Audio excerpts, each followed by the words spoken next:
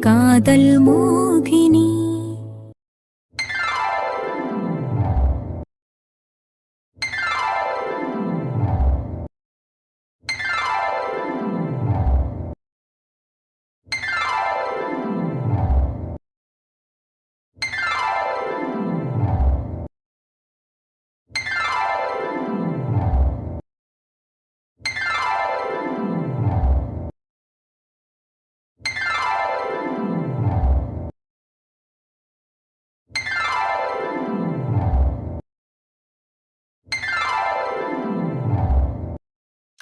அண்ணே, எல்லாத்தையும் விசாரிச்சாச்சுண்ணே. என்னடா விசாரிச்ச? ஏதாச்சும் தகவல் தெரிஞ்சுதா? இங்க இருக்கிற சிசிடிவி எல்லாத்தையும் செக் பண்ணி பார்த்தாச்சுண்ணே. எந்த தகவலுமே கிடைக்கலண்ணே. என்னடா சொல்ற? ஒரு தகவல் கூட கிடைக்கலையா? ஆமாண்ணே, அந்த பொண்ணுங்களை ரெஸ்கியூ பண்ண சம்பவம் கூட இங்க யாருக்குமே தெரியலண்ணே. அந்த அளவுக்கு தடையுமே இல்லாம எல்லாத்தையும் பண்ணிட்டு போயிருக்காங்கண்ணே. சிசிடிவி ரெக்கார்டு எல்லாம் அழிச்சிட்டு போயிருக்காங்கன்னா கண்டிப்பா ஏதாவது கிரைம் பண்ணிட்டு வந்து தங்கி இருக்கிறவங்களா தாண்டா இருப்பானுங்க. அதனாலதான் எந்த தடையுமே இருக்கக்கூடாது, போலீஸ்ல மாட்டக்கூடாது, யார் வந்து விசாரிச்சாலும் இவங்களை பத்தி டீட்டெயில் தெரியக்கூடாதுன்னு சொல்லிட்டு எல்லா ஆதாரத்தையும் அழிச்சிட்டு போயிருக்கானுங்க. ஆமாண்ணே, ஹோட்டல் ரிசப்ஷன்ல கேட்டாலும் இங்க 10-15 பேர் டெய்லியும் தங்கிட்டு போறாங்க. யாரு என்னன்னு எப்படி சொல்றதுன்னு கேக்குறாங்கண்ணே. ஏண்ணே, கூட்டிட்டு வந்தவங்க யாருன்னு தான் அடையாளம் தெரியாது. ஆனா நம்ம அண்ணி இங்க வந்திருந்தா அவங்க பதிவாகி இருப்பாங்கல்ல, அதை வச்சு பார்க்கலாம்ல. டேய், இவன் சொல்ற ஐடியா கரெக்டா தானடா இருக்கு. அதை வச்சு நீ தேடி பார்த்துருக்கலாம்லடா. ஐயோ அண்ணே, நான் நம்ம மோகனம்மா போட்டோவை கூட கொடுத்து தேடி பார்த்துட்டேன். அவங்க கரெக்டா அந்த 2 நாளோட சிசிடிவி ஃபுட்டேஜ் எல்லாமே அழிஞ்சு போயிருக்கு. சிசிடிவி ஒர்க் ஆகலன்னு சொல்றாங்கண்ணே. இதுக்கு மேல நம்ம என்ன பண்றது? அப்படியாடா சொல்றாங்க. சரி, இதுக்கு மேல இங்க விசாரிக்கிறது வேஸ்ட் தான். பக்கத்துல ஏதாவது கடக்குன்னு இருக்கான்னு பார்க்கலாம். அங்க எப்படி சிசிடிவி கேமரா இருக்கும்ல, வா போவோம். அண்ணே, அங்க பாருங்கண்ணே, ஒரு பேக்கர்ஸ் அண்ட் மூவர்ஸ் இருக்கு. ஆமாடா, அங்க சிசிடிவி கேமரா கூட இருக்கு. வா அங்க போய் கேட்டு பார்ப்போம். டேய், உள்ள போய் ஏதாச்சும் தடையும் கிடைக்குதான்னு கேட்டு பாருங்கடா. அண்ணே, விசாரிச்சுட்டேனே.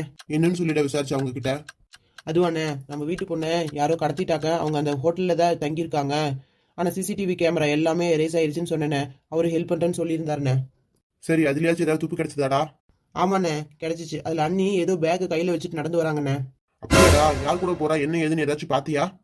பார்த்தேண்ணே, அதுல ஒரு ஆரஞ்சு கலர் பனியன் போட்ட பையன் போயிட்டு இருக்கானே. ஆனா ஃபேஸ் நல்லா தெளிவா தெரியலண்ணே. பேசாம போலீஸ்ல கம்ப்ளைண்ட் கொடுப்போமா? டேய், இதுவே போதும். அவன் போட்டோ மட்டும் பிரிண்ட் போட்டு எடுங்கடா. எங்க இருந்தாலும் நம்ம கண்டுபிடிச்சு தட்டி தூக்கிடலாம். எப்படின்னே அப்படி பண்ண சொல்ற? முகமே சரியா தெரியல. பேசாம போலீஸ்ல கம்ப்ளைண்ட் பண்ணிட்டா என்னென்ன, அவங்க சீக்கிரம் கண்டுபிடிச்சிடுவாங்கல்ல. டேய், என்ன புரிஞ்சுதா பேசுறியா? வேணாம், வீர கட்டிக்க போற பொண்ணு ஊரை விட்டு ஓடி போயிட்டா. அது எவனோ ஒருத்தன் கூட போயிட்டான்னு தெரிஞ்சா எனக்கு தான் அசிங்கம். இவளை எப்படியும் தேடி கண்டுபிடிச்சிருவோம். நாளைக்கு கூட்டிட்டு வர்றப்ப யாரோ ஒருத்தர் கூட இருந்துட்டு வந்தவதானு எவனோ நாக்கு மேல பல்ல போட்டு பேசக்கூடாது. இந்த விஷயத்த நம்மளே டீல் பண்ணிக்கலாம். எல்லா ஊர்ல இருக்க நம்ம ஆளுங்க, அவங்களுக்கு தெரிஞ்சவங்க எல்லாருக்கும் இவன் போட்டோ அனுப்புங்க. எங்க பார்த்தாலும் ஒன்னும் தகவல் சொல்லுங்க. அண்ணே, சொல்றேன்னு தப்பா எடுத்துக்காதீங்க. நம்ம அண்ணியை கூட்டிட்டு போய் 2 நாளா அவன் எதுவும் பண்ணாமலா இருக்க போறான். ஒருவேளை அண்ணிய இதுக்கு மேல ஏதாவது ஒரு வார்த்தை பேசின அவ்வளவுதான் உன்னை. அவ எனக்கானவ. அவளை என்ன தவிர யாரும் தொட முடியாது, தொட்டவும் கூடாது. அப்படி ஏதாவது நடந்துச்சு, அவளை தொட்டவனை கொன்னு போட்டுருவேன். எனக்கு அவன் மேல இருக்கிறது ஆசை இல்லடா, வெறி. வெறி அவகிட்ட மட்டும்தான் தீரும். அப்புறம் மோகனா ஒன்னும் கண்டவன் தன் மேல கை வைக்க விட மாட்டாடா. சொந்த அத்தை மகன். நானே தப்பா பார்த்தா ஏதாவது பண்ணி நழுவு பாப்பாலே தவிர என்கிட்ட என்னைக்குமே எசைஞ்சு போனதே இல்லை. அதனால அவன் மேல எனக்கு நம்பிக்கை நிறைய இருக்கு. என் மோகனா எனக்கானவளாவே திரும்ப வருவா. நீங்க நான் சொன்ன வேலையை மட்டும் கரெக்டா பாருங்க. சரிண்ணே. டேய், இப்ப நான் என்னத்தை தப்பா சொல்லிட்டேன்ட்டு இந்த அடி அடிச்சுட்டு போறாரு. அது எனக்கு தெரியுது, அவனுக்கு தெரியலையே. இவனை வேணாம்னு சொல்லிதான் இந்த திருமணத்துக்கு சம்மதிக்காமலே அவ வீட்டு விட்டு ஓடி போயிட்டா. இவன் கண்டுபிடிச்சு கூப்பிட்டு வந்தா மட்டும் உடனே வந்துருவாளா என்ன? இதுதானடா நானும் கேட்டேன். இதை கேட்டு அவங்ககிட்ட யார் அடி வாங்கிருந்தா நான் பேசாம இருந்தேன்டா. நீயும் பேசாம இரு.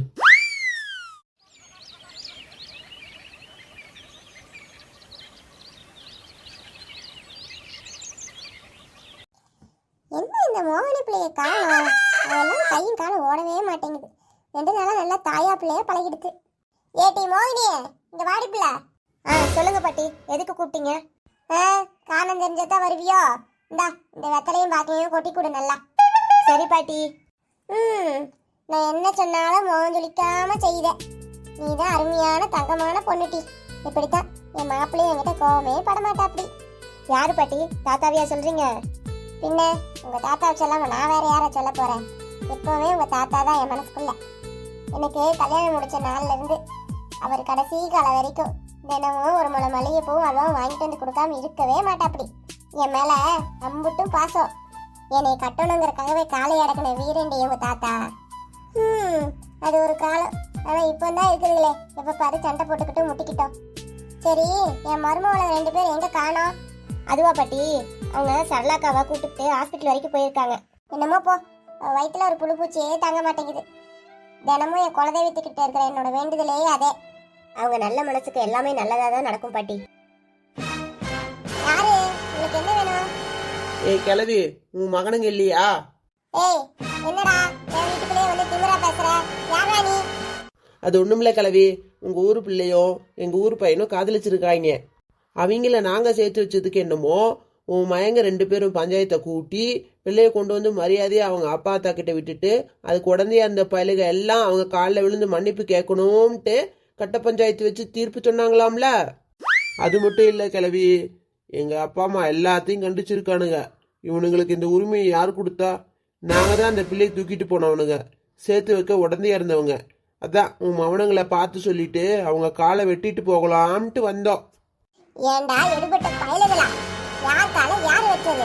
என் மழைங்களும் பேரைகளும் இல்லைன்ற தைரியத்துல கோலம் மாதிரி வீட்டுக்குள்ள நுழைஞ்சிட்டு என்கிட்டயே சவடால் பேசுறீங்களாடா? கொன்றுவேன் கொன்று. மரியாதை எல்லாரும் வெளியில போங்கடா. பாருடா கிளவிக்கு பேச்ச, நாங்க எல்லாரும் சேர்ந்து ஊத்துனாலே பொத்துன்னு கீழே விழுந்துருவ, நீ எங்களை கொல்லுவியோ? வாங்கடா வெட்டி வெண்ணைகளா, யாருடா கீழே விழுவா? டேய் இந்த கத்தி ஒரு சொல்லட்டேன்னு வெய்யே அம்பிட்டுட்ட. போங்கடா மரியாதையா. டேய் யாரா அவ? குட்டி சூப்பரா இருக்கா. எல்லாம் இவங்க மகளாதாண்டா இருக்கும், வெளியூர்ல வச்சு வளர்த்துருப்பாங்க. இல்லடா, இவங்களுக்கு 4 ஆம்பளை பையலையதே. இவ ஏதோ புதுசு, ஒருவேளை மகனுக்கு கட்டிட்டு வந்த மருமகளா இருப்பாளோ? இருக்கலாம். ஆனா கழுத்துல காலில் ஒன்னையுமே காணோம். ஒருவேளை 4 பேரும் சேர்ந்து வச்சுக்கலாம்னு தூக்கிட்டு வந்துட்டானுங்களோ என்னவோ. டேய் 4 பேர் சரி, அப்புறம் அவங்க அப்பனுங்க எங்க போவானுங்க? அவங்களுக்கும் சேர்த்து தானே இருக்கும். ஆமாடா, இன்னொருத்த வீட்டோட மாப்பிள்ளையா இருக்கான்ல, அவனுக்கும் சேர்த்துதான் போலடா.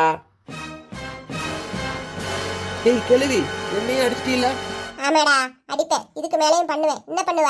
பாடுறா, வஜ்ரவேல் வீட்டு பாட்டி கூட வர தைரியத்தை ஏன் உன் மகன் வீட்டுல இல்ல நாங்க வரோம்னு தெரிஞ்சு ஓடி ஒளிஞ்சுக்கிட்டாரோ? அடி செருப்பால துப்பு கட்ட பயலுகளா, அவங்க இல்லைன்னு தெரிஞ்சுதானடா பொட்ட பயலுக மாதிரி இந்த நேரம் உள்ள புகுந்திருக்கீங்க. என் பிள்ளைகளை பத்தி நீ பேசுறியோ? இரு, உன் கையை காலை கட்டி தூண்ல கட்டி போடுறேன். என் பிள்ளைங்களும் பேரனும் வந்தது உங்களுக்கு இருக்கு.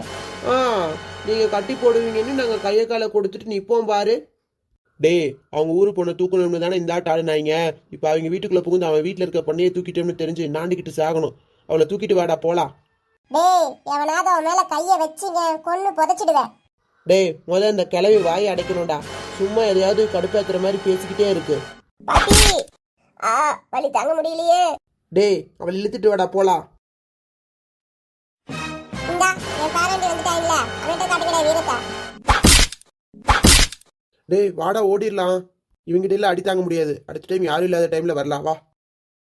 பாட்டி இவளுக்கு என்னாச்சு பாட்டி?